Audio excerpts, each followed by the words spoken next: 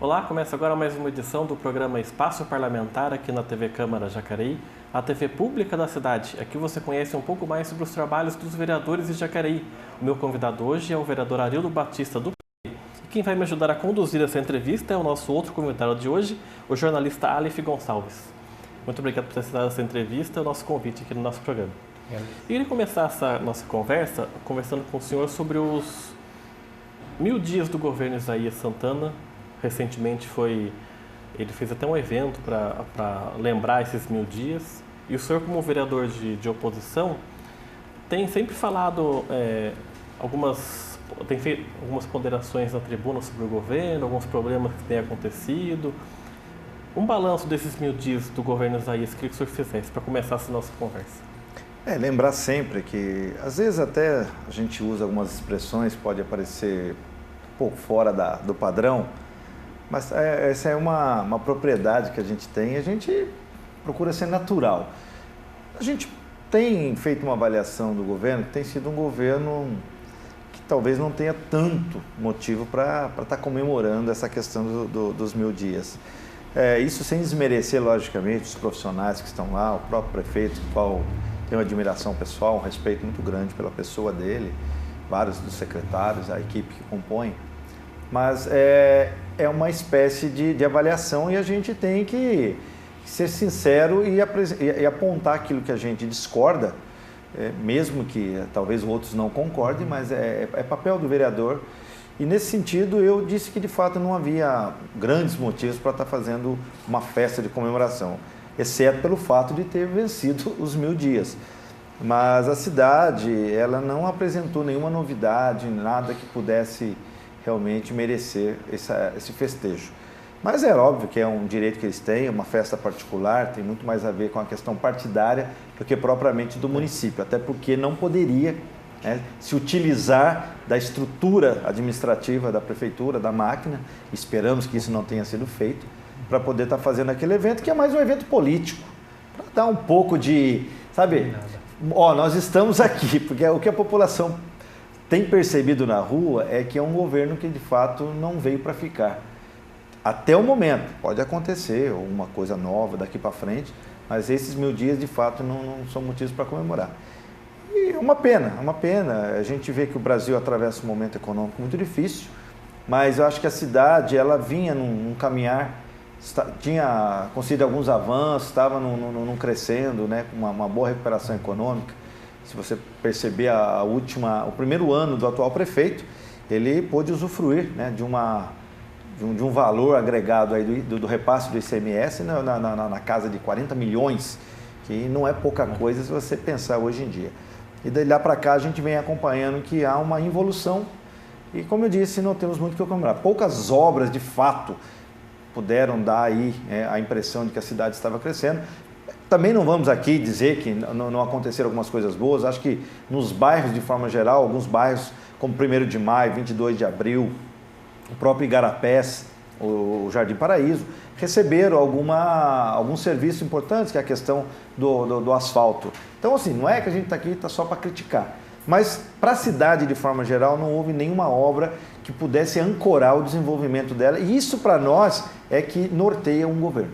Vereador, em uma das inúmeras falas do governo, uma das coisas que o prefeito sempre deixa bem claro é a questão de como ele pegou a prefeitura depois de anos que o PT ficou no governo, que também é um partido do senhor, né? Ele também fala essa questão, por exemplo, da Santa Casa, que a Santa Casa, essa dívida da Santa Casa ficou grande, também essas relações governamentais. O que o senhor tem a dizer sobre isso? Especificamente da Santa Casa, ele mesmo já veio a público várias vezes dizer que essa é uma dívida que não é uma responsabilidade de um governo.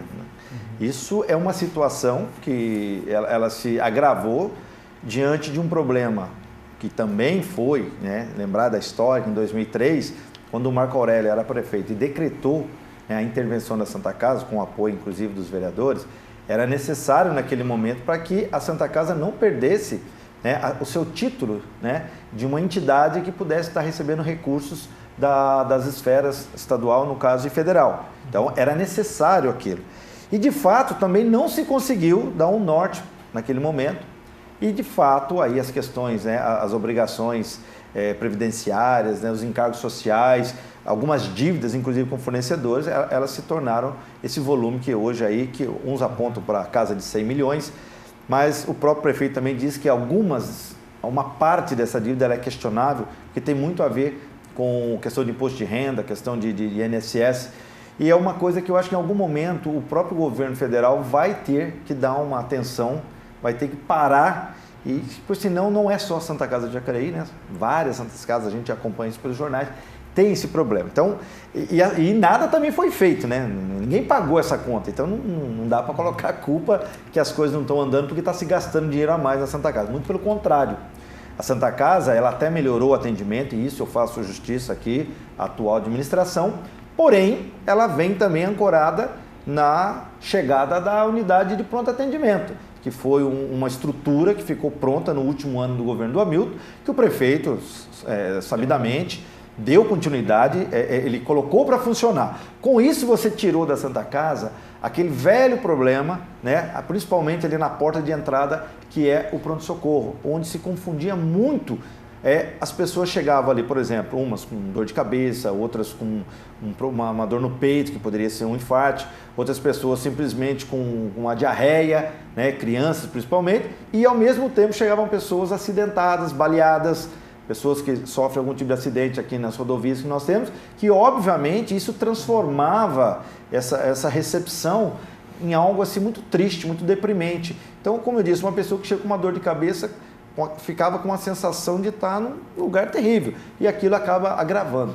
Isso, de fato, acabou, mas tem muito a ver também, como eu disse, com a chegada da UPA. Então, a gente também não pode deixar de prestar homenagem aí para os governos anteriores. De fato, havia uma dívida remanescente, o último ano do governo do Hamilton. Nós tivemos problemas econômicos, tivemos inclusive que fazer uma série de alterações, eu digo nós porque eu fazia parte da base do governo, né, e a gente reconhece isso, mas era uma dívida pagável, né, uma dívida que inclusive muito rapidamente conseguiu ser saneado, e o primeiro ano ele fez isso, e depois de 2018 para frente esperava-se um pouco mais de avanço. Teve alguns avanços? A gente aqui também, como diz, não vamos só fazer crítica, mas não é tudo aquilo que se colocou, que se prometeu, né, durante a campanha. Aí você pode entrar na questão da saúde, as unidades básicas ou as UPAs 24 horas que ele tinha prometido, que no primeiro momento ele já chegou, disse que não iria fazer, o pronto-socorro que ficou uma novela, vai acontecer, não vai acontecer, foram para Brasília, trouxeram o recurso, pegaram o recurso, gastaram, não fizeram o pronto-socorro. Então tem uma série de coisas que foram prometidas, porque numa campanha é direito de quem está ali fazer isso, e muito pouco se realizou. Essa é a verdade sobre o atual governo. Essa seria a sua crítica com o modo de governar do PSDB, que inclusive foi uma das suas falas no último Tema Livre? Eu acho que, eu falo muito para o Isaías, né? E eu até falo, você é oposição e dá dica. Eu falei, camarada, eu quero ver minha cidade bem. Eu não estou aqui para travar, eu brinco muito com ele. Eu falo, você é um cara inteligente, você é um cara que é honesto, isso eu não tenho dúvida, mas se você tomar conta de uma prefeitura, fazer uma prefeitura funcionar, ela é preciso muito mais de tecnicismo, né? De pessoas que têm doutorado, que têm mestrado, que sentam atrás, né, de uma tela de computador no ar-condicionado e acham que por ali você resolve tudo. A política dentro de uma cidade, principalmente como Jacareí, ela requer que as pessoas vão a campo, né? Sintam um pouco as demandas, as necessidades e tornem isso, de fato, né, o objetivo maior do seu governo. E eu sinto que, infelizmente, esse governo não tem esse perfil, né? Então, se esse é o modo do PSDB governar, aqui em Jacareí não funciona. E a população está dizendo isso, não é o vereador. Agora, obviamente, eles têm aí pouco mais de um ano para mostrar que eu estou errado. E a gente vai ver isso, né, no ano que vem, quando chegar nas eleições. O prefeito tem enfrentado um outro problema, que até ele mesmo disse que ele já esperava, entre aspas, já esperava, que é a queda de arrecadação.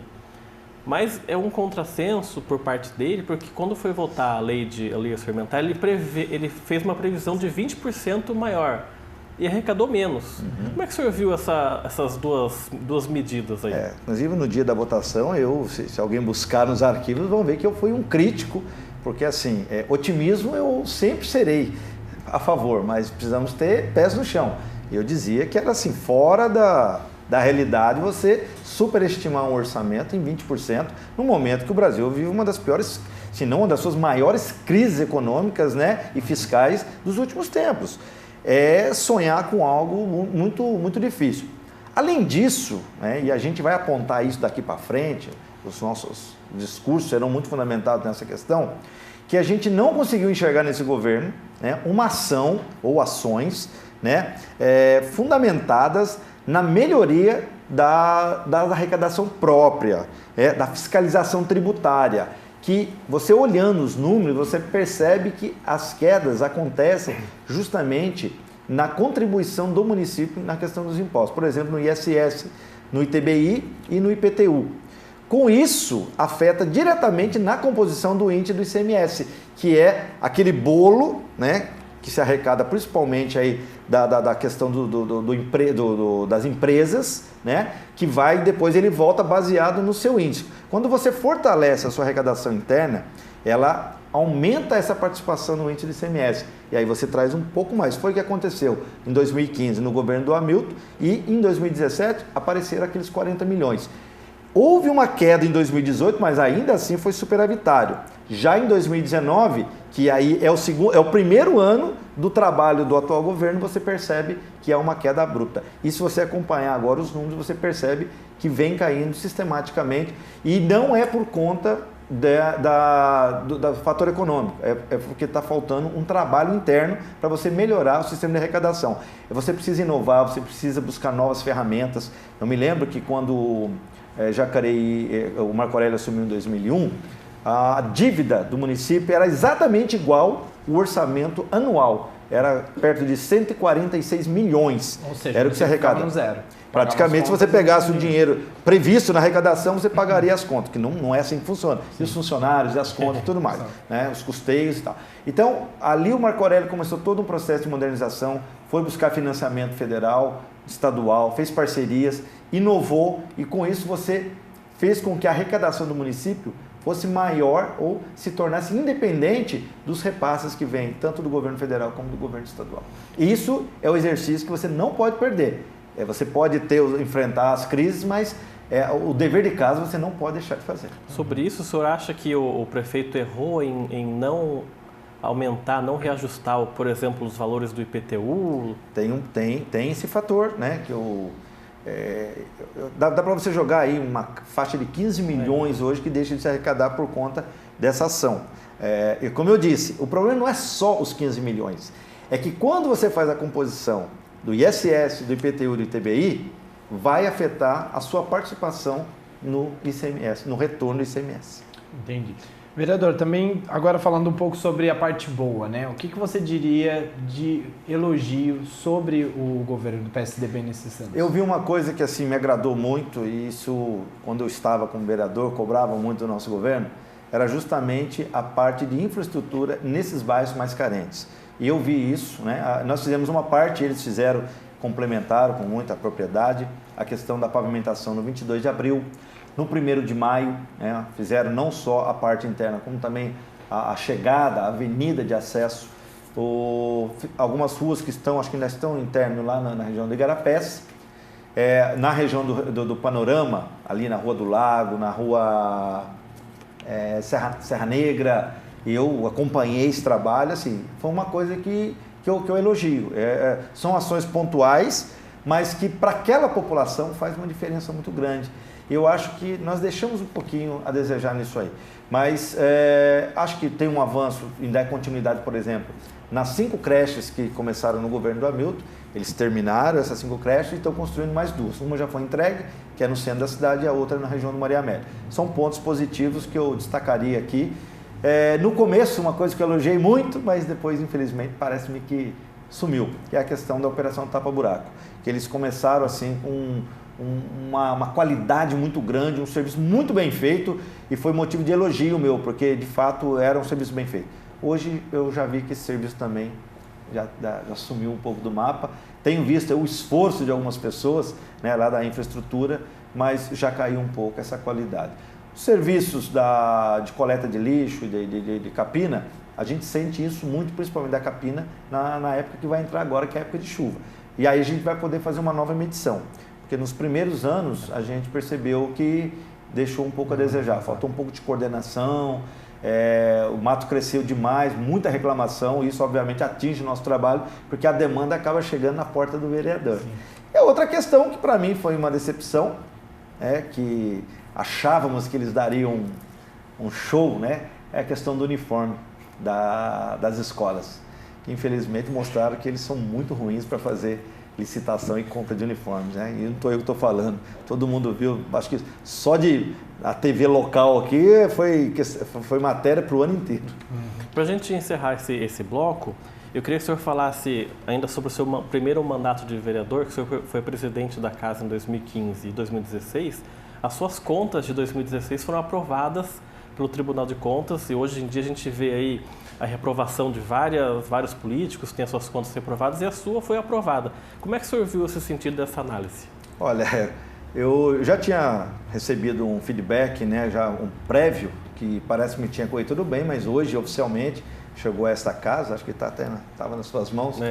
De fato, é motivo de alegria, de orgulho e também de alívio, porque as notícias como elas saem hoje é preocupante, né? Que você pode pegar algo talvez não tão grave e transformar isso em algo que de fato destrua até a imagem das pessoas. Reprovação de conta não quer dizer que você fez alguma coisa equivocada, é muito questão de interpretação. E na Câmara, pior ainda, porque ela é desse tamanho. Então, assim, qualquer movimento, isso faz um estrago danado.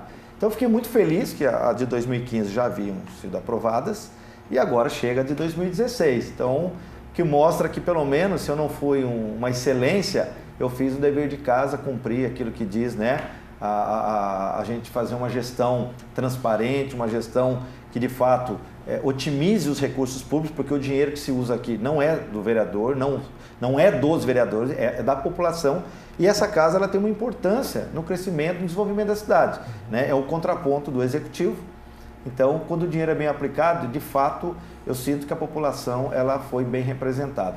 Então, quando isso aconteceu, para mim foi motivo de muita alegria, para o meu grupo, a minha assessoria, as pessoas que trabalharam comigo na parte jurídica, na parte de comunicação, tenho certeza que também devem estar muito felizes porque... Inclusive, eu lembro do senhor falando, não exatamente das suas contas, mas dos ex-prefeitos Hamilton e Marco Aurélio, que o Tribunal de Contas, entre aspas, tinha uma maior exigência com o Jacareí em relação às outras cidades, né? Parece que pegava mais no pé daqui do que em relação aos vizinhos. Ainda acontece muito, a gente faz muita comparação. E aí quando a gente vai questionar, eles dizem o seguinte, mas o grupo que julga as contas de Jacareí não é o mesmo que julga São José, não é que julga Taubaté. Então você vê absurdos, por exemplo, nesses outros locais, que o prefeito faz, e aqui, às vezes, faz muito menos, e aqui é condenado e lá não é condenado. Então a gente não conseguia entender isso. Aliás, é muito complexo a justiça, né? Eu me lembro de algumas situações em que, à época, o Fernando Haddad, quando prefeito da cidade de São Paulo, ele quis usar lá uma parte dos recursos da educação para pagar, não me lembro se era aposentadoria, alguma coisa dos professores, e a justiça negou. E o Dória conseguiu no seu primeiro ano de mandato. Então, a gente não entende por que para um pode e para outro não pode. Estou fazendo essa comparação PT-PSDB porque sempre foi esse mote de polarização. Então, infelizmente, é ruim, né? É ruim porque muitas vezes você atrapalha todo o trabalho de um gestor, que às vezes vem com seriedade, por conta, sei lá, né? O bel prazer de alguém que, tipo, não vou com a sua cara, vou reprovar você. É um pouco disso, infelizmente. Tá certo, a gente vai então fazer o nosso intervalo aqui. O programa Espaço Parlamentar volta daqui a pouco. Até já.